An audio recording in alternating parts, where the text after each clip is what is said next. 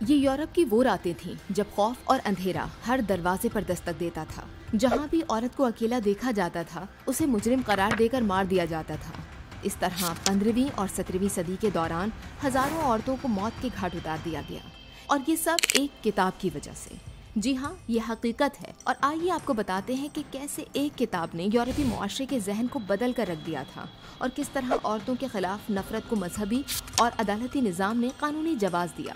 اس کا آغاز اس وقت ہوا جب 1486 میں ایک جرمن پادری ہینریچ کریمر نے قلم اٹھایا اور ایک کتاب لکھ ڈالی جس کا نام تھا مالس میلیفیکرم، جس کا مطلب ہے ڈائن و شکن ہتھوڑا۔ کتاب میں عورت کو ڈائن قرار دے کر یہ دعویٰ کیا گیا تھا کہ اگر عورت خوبصورت ہے تو فتنہ پھیلائے گی، اور اگر بدصورت ہے تو شیطان کا سہارا لے گی۔ یہ کتاب چرچ کے کئی حلقوں میں جلد ہی مقبول ہو گئی، لیکن حیرت انگیز بات یہ بھی ہے کہ یورپ بھر کے ججز نے بھی اسے قبول کر لیا، جس کے بعد عدالتیں کتاب کو قانونی رہنمائی کے طور پر استعمال کرنے لگیں، کیونکہ کتاب میں ڈائنوں کو پہچاننے کے طریقے اور ان پر مقدمہ چلانے اور سزا دینے کی ہدایات بھی درج تھیں۔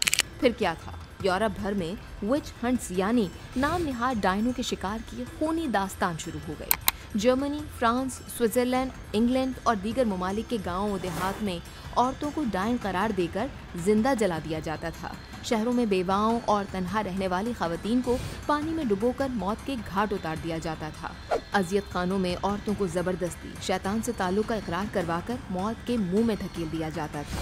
یہ کتاب تقریباً 200 سال تک یورپ میں ڈائنوں کے خلاف بائبل سمجھی جاتی رہی، جس کا نتیجہ یہ نکلا کہ 15ویں صدی کے آخر سے 17ویں صدی تک یورپ میں اس کتاب کی وجہ سے ہزاروں عورتوں کو مختلف طریقوں سے تشدد کا نشانہ بنا کر مار دیا گیا۔